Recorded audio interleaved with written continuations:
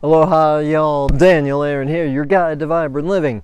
And I know you probably think I'm a complete buffoon for one, doing the complaint-free challenge for the third time. Has he not got it yet? What's going on?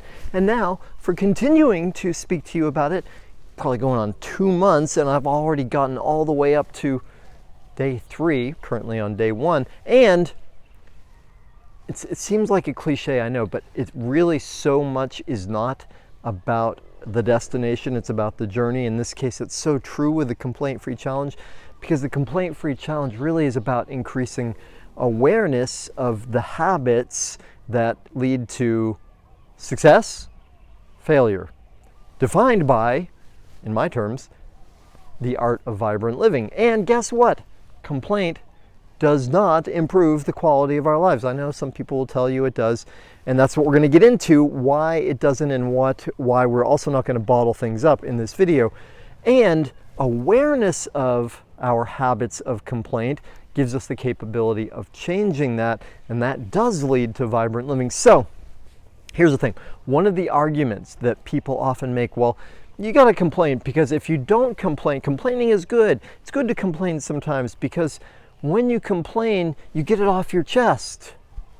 Yes and no. Flip side, another piece that some people say is, if you don't complain, you're bottling up, you're pushing it down, you're repressing, you're stuffing yourself.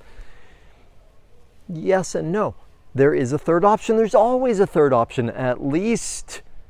And that is the difference between complaining or venting, which even gets into catharsis, but we won't get too psychological, emotional, detailed here, complex, and venting, complaining, and processing, or in the way Americans say it, processing, or figuring out how to work with the issue, the pain, the challenge in a way that's productive. Because what's not productive is spewing, venting.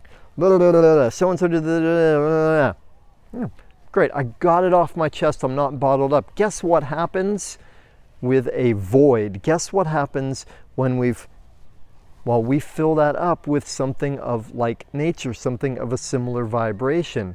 The challenge, the problem with complaint, with venting, is once we get it out, then we fill back up with the same thing. We have not solved the problem.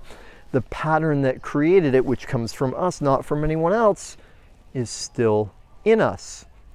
The difference is venting when we speak to a friend and we say, hey, you know, John, yesterday I had this issue with Mary, and Mary said this thing, and she said this thing, and I felt like this, and, you know, and I think that she was missing this. I'm saying that to John, not so that John will think Mary's a jerk, not so that John will say to me, yeah, you know, you're right and she was wrong. No, I'm saying this to John so that I can figure out how I can take responsibility and then be able to speak to Mary about it in a results-oriented, solution-oriented way. So venting and complaining is just blah, blah, blah. Not taking any responsibility. I'm telling Francois about Madeline, and that's the end of the story. And maybe Francois says, oh yeah, what a bummer. And meanwhile, Francois is like, I don't want to hang out with Daniel anymore. All he does is complain. Over here, I'm saying, John, you know, this is the issue that happened with Mary, and she said this.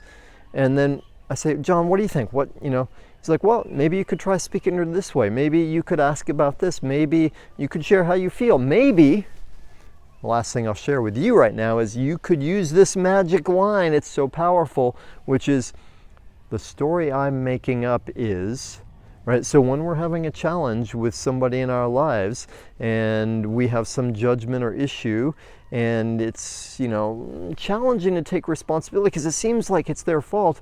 And if we say, hey, Mary, the story I'm making up is that yesterday when you let the door slam in my face, it was because you didn't care about me.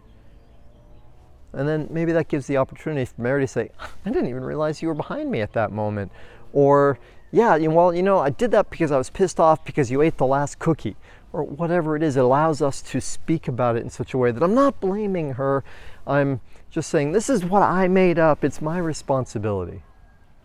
All right, hope that makes sense. The key thing here is the difference between venting and complaining. Processing, where we keep responsibility, we go toward a solution. Thanks, y'all. Aloha.